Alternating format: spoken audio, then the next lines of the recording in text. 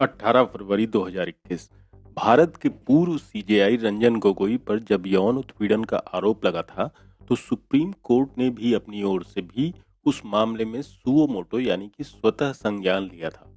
इस suo motu की वजह सुप्रीम कोर्ट ने ये बताई थी कि गोगोई साहब पर जो यौन उत्पीड़न के आरोप लगे थे, उसके पीछे किसी बड़ी साजिश होने की आशंका थी और सुओ मोटो लेकर उस बड़ी साजिश का पता लगाने के लिए जांच करनी थी। इस सुओ मोटो को अब कुल मिलाकर 1 साल और 9 महीने हो गए हैं और सुप्रीम कोर्ट ने अब तक इस सुओ मोटो की कार्रवाई अब बंद कर दी है। गुरुवार को सुप्रीम कोर्ट ने ये कार्रवाई बंद कर दी। हालांकि अब भी सुप्रीम कोर्ट ने तत्कालीन सीजेआई रंजन गोगोई पर जो यौन उत्पीड़न के आरोप लगे थे, उसके पीछे बड़ी साजिश होने के दावे को बरकरार रखा है। जस्टिस गोगोई पर लगे यौन उत्पीड़न के आरोप के मामले की जांच रिटायर्ड जस्टिस ए के पटनायक को सौंपी गई थी। रिटायर्ड जस्टिस पटनायक ने सुप्रीम कोर्ट में अपनी रिपोर्ट दाखिल कर दी है, जिसमें उन्होंने भी मामले के पीछे बड़ी साजिश होने से इनकार नहीं किया है। सुओ मोटो की फाइल में इस मामले का नाम था matter of great public touching upon the independence of judiciary. इस मामले पर विचार करते हुए गुरुवार को justice Sanjay Kishan Kaul, justice AS Bopanna और जस्टिस वी रामासुब्रमण्यम की बेंच ने कहा कि सुप्रीम कोर्ट के पूर्व जस्टिस ए के पटनायक की अध्यक्षता वाले जांच पैनल ने एक रिपोर्ट पेश की है। इस रिपोर्ट में उन्होंने कहा है कि तत्कालीन सीजेआई रंजन गोगोई पर यौन उत्पीड़न के आरोपों के पीछे की साजिश को खारिज नहीं किया जा सकता है। रिपोर्ट में ये भी कहा गया है कि पूर्व सीजेआई गोगोई ने अपने कार्यकाल के दौरान जो कड़े रुख लिए थे, उन रुखों के चलते इस तरह के आरोपों को बनाया जा सकता है। रिटायर्ड जस्टिस पटनायक की इस इन्वेस्टिगेटिव रिपोर्ट में खुफिया ब्यूरो से मिले इनपुट के बारे में भी बताया गया है। खुफिया वालों ने बताया कि कई लोग असम में एनआरसी प्रक्रिया को चलाने के लिए जस्टिस गोगोई से नाखुश थे। इस रिपोर्ट में ये भी कहा गया है कि हालांकि अब इस मामले को हुए 2 साल से अधिक का वक्त बीत चुका है, इसलिए अब इस मामले में इलेक्ट्रॉनिक सबूत हासिल करना मुश्किल है।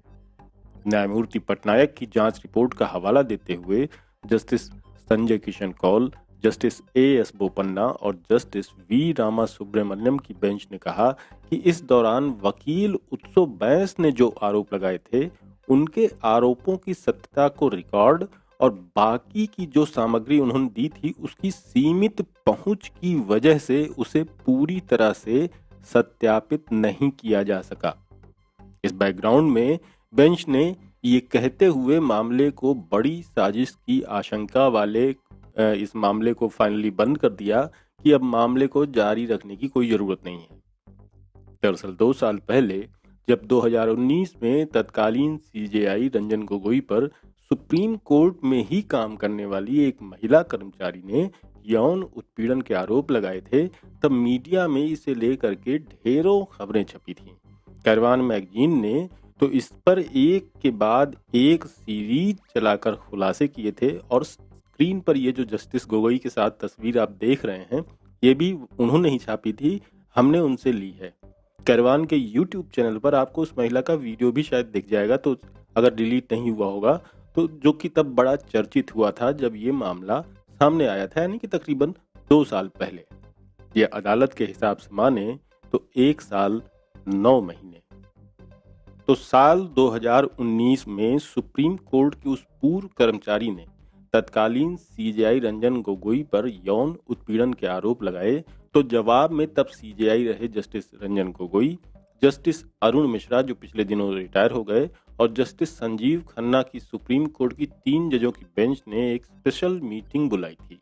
इस मीटिंग में पूर्व सीजेआई रंजन गोगोई ने नोट किया था कि उस महिला कर्मचारी ने जो आरोप लगाए थे, उन आरोपों के पीछे एक बड़ी साजिश थी। उन्होंने ये भी नोट किया था कि जिन लोगों ने उस महिला के आरोपों को स्थापित किया था, वे सीजेआई के दफ्तर को निष्क्रिय करना चाहते थे और इसलिए अदालत की आजादी बड़े गंभीर खतरे में थी। इस मीटिंग के बाद फिर अप्रैल 2019 में justice Arun Mishra, justice RF Nariman और जस्टिस दीपक गुप्ता की बेंच ने ऑर्डर दिया कि सुप्रीम कोर्ट के पूर्व जस्टिस जस्टिस ए के पटनायक पूर्व सीजेआई रंजन गोगोई के खिलाफ फिक्सरों और अनसेटिस्फाइड स्टाफ द्वारा कथित साजिश के बारे में एक इंक्वायरी करेंगे। कार्रवाई के दौरान सुप्रीम कोर्ट ने एडवोकेट उत्सव बैंस के ही एक एफिडेविट पर भी गौर किया, जिसमें एडवोकेट उत्सव बैंस ने यह दावा किया था कि उन्हें एक फिक्सर मिला था और जिसने उनसे कहा था कि अगर तत्कालीन सीजेआई रंजन गोगोई को यौन उत्पीड़न के आरोपों में फंसा दो तो उसके एवज में उनको 1.5 करोड़ रुपए वो देगा। वकील उत्सव बैंस ने आरोप लगाया था कि सीजेआई जस्टिस रंजन गोगोई को फंसाने की साजिश रची गई थी और ये सब कुछ कॉरपोरेट ने किया था। अगस्त 2019 में सुप्रीम कोर्ट ने इस मामले की जांच के लिए जो एक सदस्यीय पैनल बनाया था, जिसमें कि जस्टिस पटनायक शामिल थे, जिन्होंने भारत के तत्कालीन मुख्य न्यायाधीश रंजन गोगोई पर आरोप लगाने के लिए बड़ी साजिश के आरोपों की जांच की और काम पूरा करके अपनी रिपोर्ट सितंबर 2019 में पेश की। जस्टिस पटनायक की इस रिपोर्ट में पूर्व सीजेआई के खिलाफ साजिश के अस्तित्व को माना गया है और उसमें कहा गया है कि इसे खारिज नहीं किया जा सकता है, लेकिन पैनल विभिन्न इलेक्ट्रॉनिक रिकॉर्ड्स पाने में असमर्थ रहा। आईबी के डायरेक्टर ने अपनी रिपोर्ट में कहा कि जस्टिस गोगोई पर नेशनल रजिस्टर एनआरसी से जुड़े मामलों चूंकि वो गंभीरता से विचार कर रहे हैं, इसलिए कुछ लोग इस फैसले से नाखुश हैं। आईबी का कहना है कि हम इस विचार कोर्ट का कहना है कि हम इस विचार के हैं कि कोई भी सच्चा उद्देश्य नहीं दिया जाएगा, इसलिए मामले की सुनवाई बंद की जाती है। रिपोर्ट को सील कवर में रखा जाना चाहिए। ये तब का मामला है। अब 2 साल बीत चुके हैं। इस स्थिति में इलेक्ट्रॉनिक साक्ष्य की जांच होने की संभावना नहीं है। हालांकि आज तक रिपोर्ट से संबंधित कोई भी जानकारी उपलब्ध नहीं है। जनवरी 2020 में पूर्व सीजेआई रंजन गोगोई पर यौन उत्पीड़न का आरोप लगाने वाली सुप्रीम कोर्ट की उस पूर्व महिला कर्मचारी की सेवाओं की सर्विस को बहाल कर दिया गया था। हालांकि इससे पहले मई 2019 में सुप्रीम कोर्ट की इंटरनल कमेटी ने चीफ जस्टिस रंजन गोगोई पर लगे यौन उत्पीड़न के आरोपों को निराधार बताया था। इस इंटरनल कमेटी ने सीनियरिटी लेवल में नंबर 2 जज जस्टिस अरुण मिश्रा को अपनी इस रिपोर्ट 5 मई को ही पेश कर दी थी। इसकी एक कॉपी जस्टिस रंजन गोगोई को सौंपी गई, लेकिन जिस महिला कर्मचारी ने आरोप लगाए थे उस शिकायतकर्ता महिला को इस रिपोर्ट की कॉपी ही नहीं दी गई। 2019 में जब पत्रकारों ने शिकायत करने वाली उस महिला कर्मचारी से बात की तो उसने कहा कि जांच समिति में जो 3 जज हैं उन्हें किसने चुना इसके बारे में हमें कुछ पता नहीं है। इसके बारे में ना तो कोई नोटिफिकेशन है ना ही कोई रेजोल्यूशन है। और सबसे बड़ी बात ये है कि 20 अप्रैल को चीफ जस्टिस खुद बेंच पर बैठे थे।